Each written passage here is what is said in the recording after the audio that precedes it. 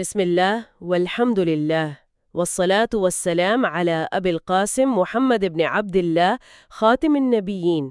تو ایک لمحے کے لیے ذرا تصور کیجئے، ایک انسان کسی ایسے کمرے میں کھڑا ہے جہاں گھپ اندھیرا ہے۔ وہاں کوئی کیمرہ نہیں ہے، کوئی کھڑکی نہیں، کوئی دوسری انسانی جان موجود نہیں۔ بظاہر ایسا لگتا ہے کہ وہ انسان اس کائنات کی نظروں سے مکمل طور پر اوجھل ہے، بالکل تنہا اور اندیکھا۔ صحیح۔ لیکن کیا ہو اگر اس کائنات کی ساخت ہی کچھ ایسی ہو کہ کسی بھی انسان کے لیے مکمل تنہائی اور کسی کی نظروں سے اوجھل ہونا حیاتیاتی اور روحانی دونوں سطحوں پر بالکل ناممکن ہو؟ واہ، یہ تو بہت گہرا سوال ہے۔ جی، اور آج کی اس تفصیلی علمی نشست میں ہم اسی سنسنی خیز تصور کا جائزہ لینے جا رہے ہیں۔ آج ہمارے اس گہرے مطالعے کا موضوع اللہ تعالیٰ کا اس مبارک الشہید ہے۔ عموماً ہم نے بس کتابوں میں اس کا سیدھا سا ترجمہ پڑھ لیا ہوتا ہے کہ گواہ یا نگران۔ جی بالکل، عام طور پر یہی سمجھا جاتا ہے۔ لیکن آج ہم صرف لغات کے صفحات نہیں پلٹیں گے، ہم ان ماخذات کی گہرائی میں اتر کر یہ سمجھنے کی کوشش کریں گے کہ کائنات کا ذرہ ذرہ اور ایک انسان کی دھڑکن، اس کی نیت اور اس کا ہر ارادہ کس طرح ہر وقت ایک ذات کے سامنے عیاں ہیں۔ اور میں بتاؤں گا کہ یہ ایک انتہائی اہم زاویہ ہے جس سے آپ نے اس علمی نشست کا آغاز کیا ہے، کیونکہ دیکھیں، اس نشست کا بنیادی ہدف یا مشن یہ بالکل نہیں ہے کہ ہم تاریخ، لغت یا فقہ کی معلومات کا کوئی انبار لگا دیں۔ بالکل صحیح۔ اس علم کا اصل مقصد ایک نفسیاتی اور روحانی انقلاب لانا ہے۔ اگر ایک انسان کو اپنے وجود کی گہرائی میں یہ یقین ہو جائے کہ کوئی اسے مسلسل بلا تعطل دیکھ رہا ہے، اور وہ ذات صرف دیکھ ہی نہیں رہی بلکہ اس کے ہر ارادے، ہر خیال کی چشمدید گواہ ہے، تو اس انسان کی سوچ، اس کا رویہ اور روزمرہ کی زندگی یکسر بدل جاتی ہے۔ بالکل بدل جاتی ہے۔ یعنی یہ احساس انسان کے اندر ایک ایسا خودکار اور مضبوط احتسابی نظام قائم کر دیتا ہے جسے کسی بیرونی پولیس یا کیمرے کی ضرورت ہی نہیں رہتی۔ تو چلیں اس کی تہ کھولتے ہیں، یعنی چلیں اس کو تھوڑا سا کھول کر دیکھتے ہیں۔ اگر ہم لفظ شہید کے عربی روٹ یا مادے پر غور کریں، جو کہ شین، ہا اور دال ہے، تو اس میں ایک کمال کی وسعت دکھائی دیتی ہے۔ میں اسے اس طرح سمجھنے کی کوشش کرتی ہوں، اور آپ بتائیے گا کہ کیا میری یہ تشبیہ درست سمت میں جا رہی ہے یا نہیں۔ جی بتائیے۔ کسی واقعے کے بارے میں محض خبر سن لینا یا کوئی رپورٹ پڑھ لینا ایک بات ہے، لیکن خود اس واقعے کے مقام پر جسمانی اور ذہنی طور پر موجود ہونا وہ بالکل مختلف چیز ہے۔ ہاں، یہ تو ہے۔ مثال کے طور پر اگر میں فٹ بال ورلڈ کپ کے فائنل کی بات کروں تو اس کا سکور اگلے دن اخبار میں پڑھ لینا یا کسی سے سن لینا یہ ایک طرح کا علم تو ہے، لیکن اسی وقت اسٹیڈیم کے اندر موجود ہونا، شائقین کے شور کو محسوس کرنا، اس لمحے کی گرمی کا براہ راست حصہ بننا، یہ ایک الگ ہی سطح کا تجربہ ہے۔ بہت خوبصورت مثال دی آپ نے۔ یعنی جب ہم لفظ شہادت کی بات کرتے ہیں تو اس میں محض انفارمیشن یا صرف علم شامل نہیں ہے، بلکہ اس میں حاضری، موجودگی اور براہ راست مشاہدے کا احساس شامل ہے۔ 100%۔ یہ تقابل اس تصور کو سمجھنے کے لیے بہترین ہے۔ علم اور حاضری کا یہ جو فرق ہے یہی اسم الشہید کی اصل روح ہے۔ اسی باریک فرق کو واضح کرنے کے لیے مشہور عالم ابن الاسیر نے اپنی تشریح میں ایک نہایت ہی فکر انگیز تقابلی جائزہ پیش کیا ہے۔ اچھا، وہ کیا ہے؟ ان کی تحقیق کے مطابق جب ہم اللہ تعالیٰ کے علم کی بات ایک وسیع اور مطلق انداز میں کرتے ہیں تو وہ ذات العلیم ہیں۔ العلیم۔ اور جب اس علم کا تعلق ان چیزوں سے ہوتا ہے جو باطنی ہیں، چھپی ہوئی ہیں، جیسے دلوں کے بھید، مٹی کے اندر چھپا ہوا بیج یا کسی انسان کی نیت، تو وہ الخبیر ہے۔ صحیح، یعنی اندر کی خبر رکھنے والا۔ بالکل۔ لیکن جب اس علم کا تعلق ظاہری، واضح اور اس وقت وقوع پذیر ہونے والے واقعات سے ہو جن کا مشاہدہ براہ راست کیا جا رہا ہو، تو وہ ذات الشہید ہے، یعنی وہ ذات جو ہر شے پر حاضر ہے۔ سبحان اللہ۔ اور اگر ہم قرآن مجید کا مطالعہ کریں تو یہ مبارک نام 18 مرتبہ استعمال ہوا ہے، اور اس کی مزید گہرائی میں جائیں تو علامہ سعدی نے ایک بہت دلچسپ نقطہ بیان کیا ہے۔ ان کے نزدیک اسم الشہید اور اسم الرقیب اپنے مفہوم میں اتنے قریب ہیں کہ تقریباً ہم معنی ہو جاتے ہیں۔ وہ کیسے؟ دیکھیں، الرقیب وہ ہے جو مسلسل نگرانی کر رہا ہو، اور الشہید وہ ہے جو اس نگرانی کی بنیاد پر ہر حرکت اور ہر آواز کا براہ راست گواہ ہو۔ واہ! تو یہاں سے نا یہ موضوع ایک بہت ہی عملی شکل اختیار کر لیتا ہے، کیونکہ یہاں سے بات بہت ہی دلچسپ ہو جاتی ہے۔ جی یہ تو ایک نظریاتی اور فلسفیانہ بحث ہو گئی، لیکن ایک عام انسان جو بازار میں کھڑا ہے، جو دفتر میں لین دین کر رہا ہے، اس کی عملی زندگی میں سب کا کیا مطلب ہے؟ ہمارے ماخوذات میں سنت نبوی صلی اللہ علیہ وسلم سے بنی اسرائیل کے ایک شخص کا بہت ہی حیرت انگیز واقعہ ملتا ہے۔ جی بہت مشہور واقعہ ہے وہ۔ ہاں، ایک شخص کو پیسوں کی ضرورت تھی اور اس نے ایک دوسرے شخص سے 1000 دینار کا خطیر قرض مانگا۔ بالکل۔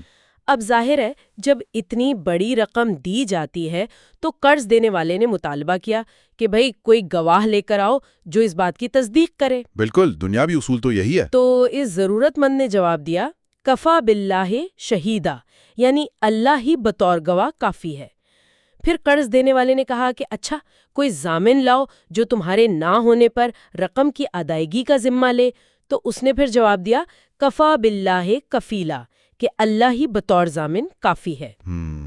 اب میں یہاں ذرا رک کر اس صورتحال کا تجزیہ کرنا چاہتی ہوں۔ آج کے دور کو دیکھیں جہاں ہم ہر چھوٹی سے چھوٹی چیز کے لیے سٹیمپ پیپر لاتے ہیں، تحریری معاہدے کرتے ہیں، 2 وکیلوں سے دستخط کرواتے ہیں۔ بالکل، قدم قدم پر ضمانتیں چاہیے ہوتی ہیں۔ ہاں نا، اور وہاں ایک اندیکھی ہستی پر اتنا توقل کہ اسے مالی معاملات اور وہ بھی 1000 دینار جیسے بڑے قرض کا واحد گواہ اور ضامن بنا لیا جائے۔ میں سوچ رہی ہوں کہ یہ کیسی ذہنی کیفیت رہی ہوگی، اور اس سے بھی بڑی بات کہ قرض دینے والے نے اسے مان کیسے لیا۔ یہی تو کمال ہے۔ یہ واقعہ انسانی نفسیات اور یقین کے اس عروج کی داستان ہے جہاں انسان دنیا کے تمام ظاہری اور مادی سہاروں سے کٹ کر صرف اس ذات پر کامل بھروسہ کر لیتا ہے جو الشہید ہے۔ اس واقعے میں دونوں اطراف کا یقین قابل دید ہے۔ بالکل، ایک وہ جو اللہ کو گواہ بنا رہا ہے، اور دوسرا وہ جس نے الشہید کا نام سن کر 1000 دینار جیسی خطیر رقم بغیر کسی مادی ضمانت کے حوالے کر دی۔ واقعی حیرت انگیز ہے۔ اور اس واقعے کا جو کلائمیکس ہے وہ اس کائناتی اصول کی عملی تصویر پیش کرتا ہے۔ ہوا یہ کہ وہ شخص قرض لے کر سمندری سفر پر روانہ ہو گیا۔ اس نے کاروبار کیا، اور جب قرض لوٹانے کی مقررہ تاریخ آئی تو وہ ساحل پر پہنچا تاکہ کوئی سواری یا کشتی ملے اور وہ وقت پر اپنا وعدہ پورا کر سکے۔ صحیح۔ لیکن بدقسمتی سے سمندر میں کوئی کشتی موجود ہی نہیں تھی۔ اب سوچئے، ایک عام انسان اس صورتحال میں کیا کرتا؟ عام انسان تو یہی کہتا کہ یار میں نے تو کوشش کی ہے، سواری نہیں ملی تو میرا کیا قصور ہے۔ بالکل، وہ خود کو تسلیاں دیتا۔ لیکن اس شخص کا توکل عام سطح کا نہیں تھا۔ اس نے سوچا کہ چونکہ اس نے الشہید کو گواہ بنایا تھا، اس لیے وعدہ خلافی کی تو کوئی گنجائش ہی نہیں ہے۔ اس نے لکڑی کا ایک بڑا ٹکڑا لیا، اسے اندر سے کھوکھلا کیا، اس میں 1000 دینار اور قرض دینے والے کے نام ایک خط رکھا، اسے مضبوطی سے بند کیا اور اس لکڑی کو سمندر کی بھپری ہوئی موجوں کے حوالے کر دیا۔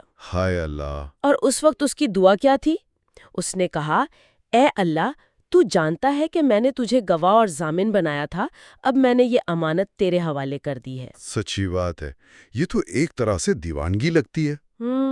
آج کوئی انسان ایسا کرے تو لوگ اسے پاگل قرار دے دیں کہ بھئی سمندر میں پیسے پھینک دیے۔ ہاں، دیکھنے میں تو ایسا ہی لگتا ہے۔ لیکن یقیناً اس کے پیچھے کوئی بڑی کائناتی سائنس کام کر رہی تھی۔ وہ سائنس دراصل الشہید کی صفت کمال تھی۔ جب انسان کی سچائی اور یقین اس درجے پر پہنچ جائے تو اللہ کی صفت شہادت حرکت میں آتی ہے۔ اللہ تعالیٰ نے سمندر کی موجوں کو حکم دیا اور اس لکڑی کے ٹکڑے کو ہزاروں میل دور ٹھیک اسی ساحل تک بے حفاظت پہنچا دیا جہاں وہ قرض دینے والا شخص کھڑا کسی کشتی کا انتظار کر رہا تھا کہ شاید اس کا قرضدار آ جائے۔ بالکل۔ اب جب کوئی کشتی نہ آئی تو اس نے ساحل پر پڑی وہ لکڑی اس نیت سے اٹھا لی کہ چلو گھر جا کر ایندھن کے طور پر جلا لوں گا، اور جب اس نے کلہاڑی سے اس لکڑی کو چیرا تو اندر سے اپنی پوری رقم اور خط پا لیا۔ سبحان اللہ، کیا بات ہے۔ اس واقعے سے ثابت ہوتا ہے کہ جب الشہید کو گواہ بنا کر کوئی انسان سچائی پر قائم رہتا ہے تو کائنات کی تمام قوتیں اس کی گواہی کی تکمیل کے لیے کام کرنے لگتی ہیں۔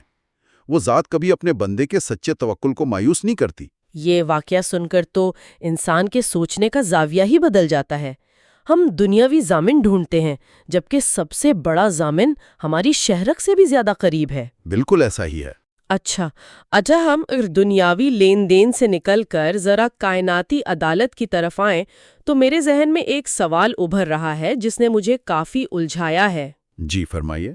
دیکھیں، اگر اللہ تعالیٰ خود کائنات کا سب سے بڑا گواہ ہے، یعنی قرآن کے مطابق اس کی شہادت اکبر شہادت ہے، تو پھر ہمارے ماخذات بتاتے ہیں کہ قیامت کے دن انسانوں کے اعمال کی جانچ پڑتال کے لیے دیگر بہت سے گواہ بھی قائم کیے جائیں گے۔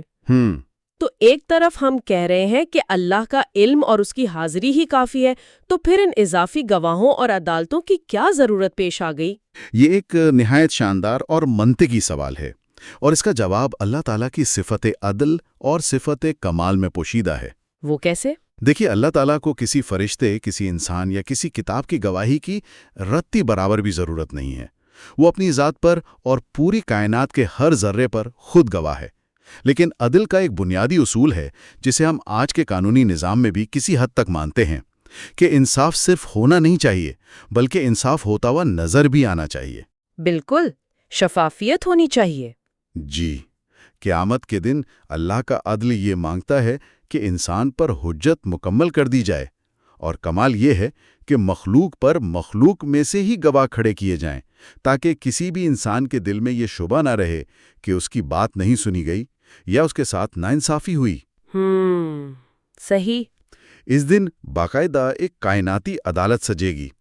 اس عدالت میں انبیاء علیہم السلام اپنی اپنی امتوں پر گواہ بن کر کھڑے ہوں گے۔ ہاں، اور ہمارے ذرائع یہ بھی تو بتاتے ہیں کہ ایک بڑا ہی شاندار منظر ہوگا جب امت محمدیہ حضرت نوح علیہ السلام اور دیگر تمام انبیاء کے حق میں یہ گواہی دے گی کہ اے اللہ، ان انبیاء نے تیرا پیغام پوری سچائی کے ساتھ اپنی قوموں تک پہنچا دیا تھا۔ بے شک وہ بہت عظیم منظر ہوگا۔ لیکن یہ تو ہو گئے نا بیرونی گواہ۔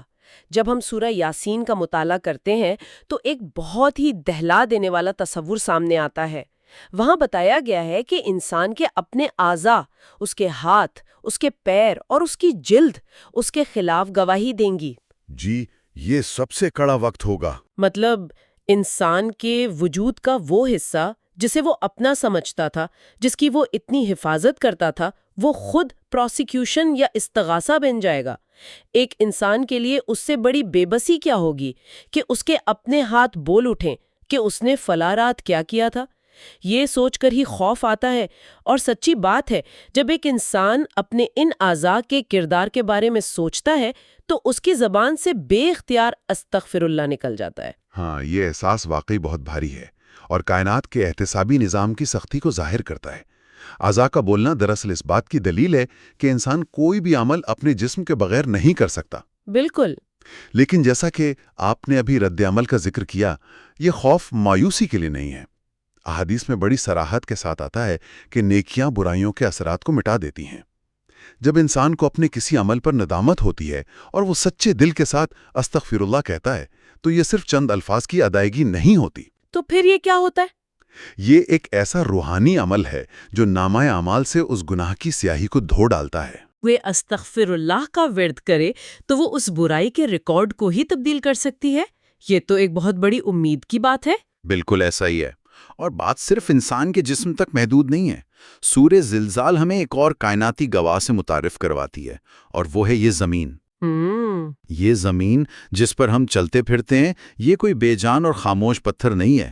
یہ ایک بہت بڑی ہارڈ ڈرائیو ہے جو انسان کے ہر قدم، ہر سجدے اور ہر گناہ کو ریکارڈ کر رہی ہے۔ قیامت کے دن یہ زمین اپنے اوپر ہونے والے ہر اچھے اور برے عمل کی پوری تفصیل کے ساتھ گواہی دے گی۔ اللہ اکبر۔ اسی لیے علماء کہتے ہیں کہ جب کسی جگہ پر انسان سے کوئی لغزش ہو جائے تو اس کا بہترین توڑ یہ ہے کہ وہ فوراً اسی جگہ پر ندامت کے ساتھ استغفر اللہ پڑھ لے۔ کمال کا زاویہ ہے یہ تو۔ یعنی اگر زمین اس مقام پر کسی غلطی کو ریکارڈ کر رہی ہے تو انسان کو چاہیے کہ فوراً وہیں کھڑے ہو کر اپنا استغفر اللہ بھی اسی زمین کی یادداشت میں درج کروا دے، تاکہ جب وہ زمین گواہی دے تو وہ غلطی کے ساتھ توبہ کے بھی گواہ بن جائے۔ یہی وہ حکمت ہے جس کی طرف اسلام بار بار توجہ دلاتا ہے۔ یہ دراصل گواہیوں کا ایک مقابلہ ہے۔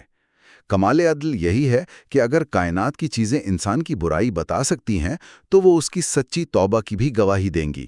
صحیح۔ اور جب انسان کو یہ شعور مل جاتا ہے نا، تو پھر اس کی عادت بن جاتی ہے کہ وہ کثرت سے استغفر اللہ کو اپنی زندگی کا حصہ بنا لیتا ہے، کیونکہ حدیث کا واضح پیغام ہے کہ برائی کے بعد کوئی نیکی کرو تو وہ نیکی اس برائی کو کھا جاتی ہے، اسے مٹا دیتی ہے، اور اس کائنات میں سچی توبہ سے بڑھ کر شاید ہی کوئی اور نیکی ہو۔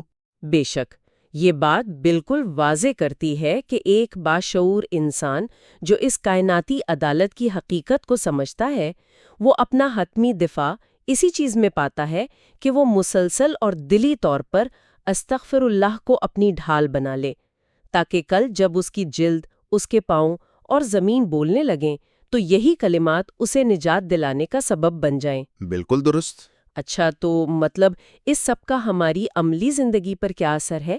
ہم اس تمام نظریاتی اور کائناتی بحث کو آج کی عام زندگی سے کیسے جوڑیں؟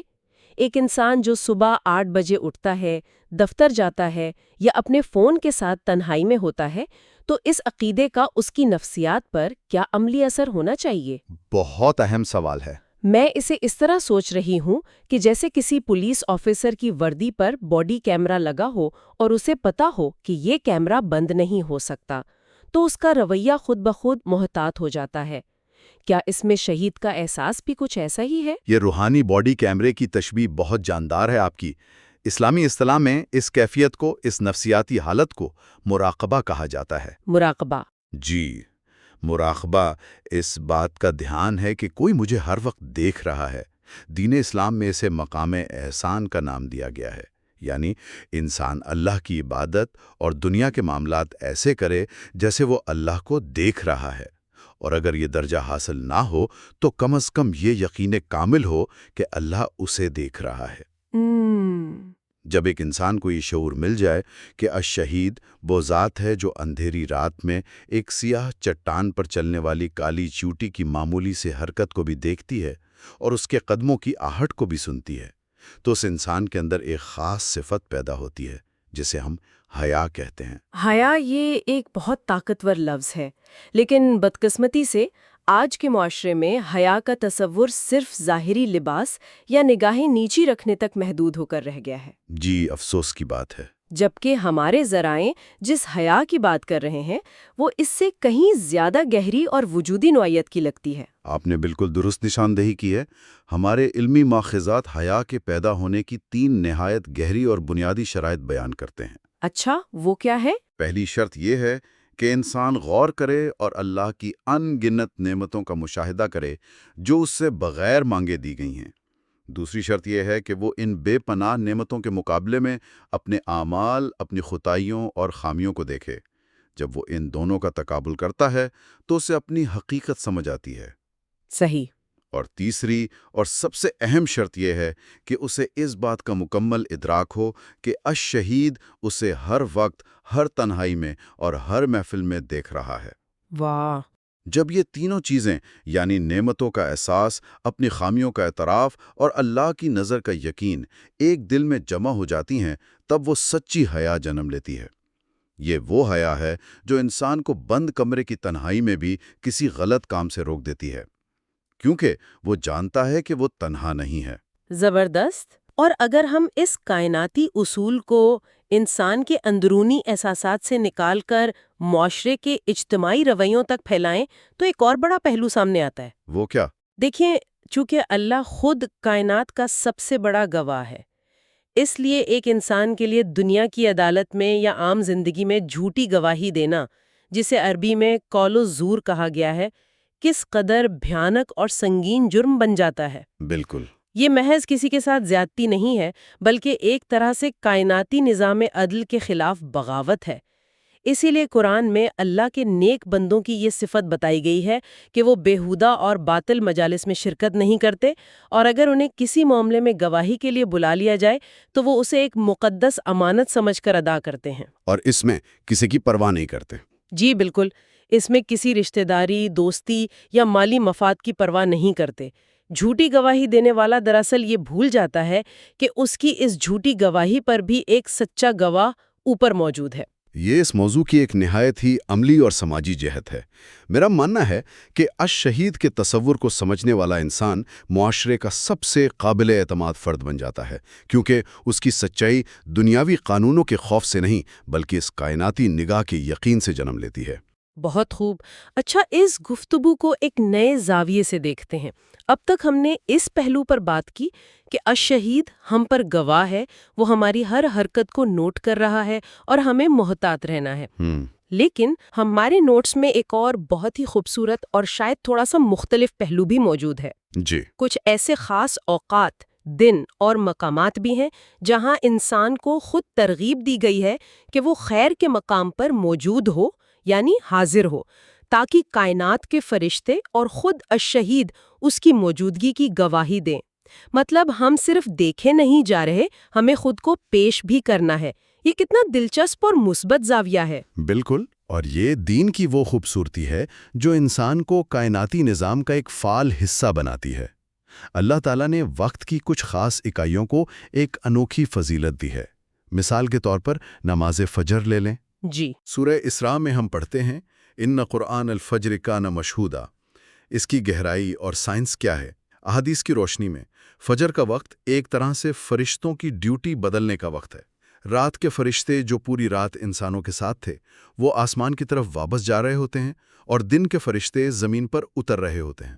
تو وہ وہاں ملتے ہیں؟ جی، یہ دونوں گروہ فجر کی نماز کے وقت ایک ساتھ جمع ہوتے ہیں، اور یہ وہی وقت ہے جب اللہ تعالیٰ کی ذات بابرکات آسمانی دنیا پر نزول فرماتی ہے۔ تو ذرا سوچئے، جو شخص اس وقت بستر چھوڑ کر جائے نماز پر کھڑا ہوتا ہے وہ کتنی بڑی کائناتی حاضری کا حصہ بن جاتا ہے۔ سبحان اللہ! یعنی وہ شخص باقاعدہ فرشتوں کے رجسٹر میں درج ہو جاتا ہے کہ یہ انسان اس شفٹ کے وقت حاضر تھا۔ بالکل۔ اسی طرح جب ہم سورہ بروج پڑھتے ہیں تو وہاں الفاظ آتے ہیں وَشَاهِدٍ وَمَشْهُودٍ۔ علماء نے اس کی تفسیر میں بتایا ہے کہ یہاں جمعے کے دن کو شاہد یعنی گواہ اور یوم عرفہ کو مشہود یعنی جس کی گواہی دی گئی کہا گیا ہے۔ جی بالکل صحیح۔ اس کا مطلب یہ ہوا کہ جمعہ اور عرفہ کے یہ دن انسان کی زندگی میں محض کیلنڈر کی تاریخیں یا چھٹی کے دن نہیں ہیں، بلکہ یہ کائناتی سطح پر حاضری لگوانے اور گواہی دینے کے عظیم دن ہیں۔ بلا شبہ، یوم عرفہ کی ہی مثال لے لیں۔ یہ وہ دن ہے جب اللہ تعالیٰ آسمان دنیا پر فرشتوں کے سامنے اپنے ان بندوں پر فخر کا اظہار کرتا ہے جو خاک آلود حالت میں دنیا کی تمام آسائشیں چھوڑ کر اس کے سامنے گڑگڑا رہے ہوتے ہیں۔ اور یہ حاضری صرف حج کے مخصوص ایام تک محدود نہیں ہے، ہماری روزمرہ کی زندگی میں بھی جہاں کہیں علم کی بات ہوتی ہے، اللہ کے ذکر کی محفل سجتی ہے، تو احادیث میں صراحت کے ساتھ موجود ہے کہ فرشتے ان مجالس کو اپنے گھیرے میں لے لیتے ہیں، وہاں سکینت اور رحمت نازل ہوتی ہے۔ بے شک۔ اور سب سے بڑھ کر اور رونگٹے کھڑے کر دینے والی بات یہ ہے کہ الشہید یعنی اللہ تعالیٰ ان لوگوں کا ذکر اپنی بارگاہ میں موجود فرشتوں کے سامنے کرتا ہے۔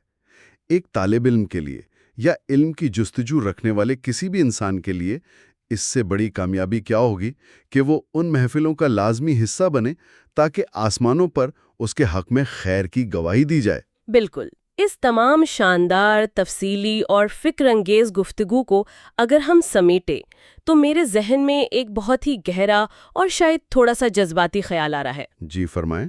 آج کے اس تیز رفتار اور ٹیکنالوجی سے بھری دنیا کو دیکھیں۔ آج کے انسان کا سب سے بڑا المیہ اور نفسیاتی مسئلہ کیا ہے؟ ہر شخص سوشل میڈیا پر اپنی موجودگی کا احساس دلانے کی دوڑ میں لگا ہے۔ ہر کوئی چاہتا ہے کہ اسے دیکھا جائے، اسے سراہا جائے۔ بالکل، ہر کسی کو اٹینشن چاہیے۔ لیکن اس سب کے باوجود انسان اندر سے خود کو تنہا، نظر انداز کیا گیا اور اندیکھا مطلب ان سین محسوس کرتا ہے۔ لوگ یہ سمجھتے ہیں کہ ان کی خاموش قربانیوں، ان کی نیت کے خلوص، ان کی جاگتی راتوں اور ان کے پوشیدہ آنسوں کو کوئی نہیں جانتا۔ دنیا میں کوئی ان کی قدر کرنے والا نہیں ہے۔ اور عین اسی مقام پر آ کر اس میں الشہید کا گہرا مطالعہ انسان کے بے چین اور تھکے ہوئے دل کو وہ تسکین دیتا ہے جو دنیا کی کوئی اور چیز نہیں دے سکتی۔ بالکل، اور یہی وہ حتمی نقطہ ہے جو میں واضح کرنا چاہتی تھی۔ اس نام کو سمجھنا ایک انسان کے لیے سب سے بڑی تسلی اور دلاسا ہے۔ یہ اس بات کا اعلان ہے کہ کسی بھی انسان کی چھوٹی سے چھوٹی اچھائی، کسی کے ساتھ تنہائی میں کی گئی ہمدردی یا اندھیرے میں گرا ہوا کوئی بھی آنسو کبھی ضائع نہیں ہو رہا، بے شک کچھ بھی ضائع نہیں ہوتا۔ کیونکہ اس کائنات کا سب سے بڑا گواہ الشہید ایک انسان کو ہر لمحے نہ صرف اپنے کمال عدل کے ساتھ بلکہ انتہائی محبت، شفقت اور قدردانی کے ساتھ دیکھ رہا ہے۔ سننے والوں کے لیے اس سے زیادہ طاقتور اور سکون آور خیال اور کیا ہو سکتا ہے کہ ان کا کوئی بھی عمل، کوئی بھی درد اور کوئی بھی پوشیدہ نیکی کبھی رائیگاں نہیں جا سکتی، کیونکہ الشہید کی نظر ان پر ہے۔ ھذا ما عندی واللہ ورسولہ اعلم بالصواب۔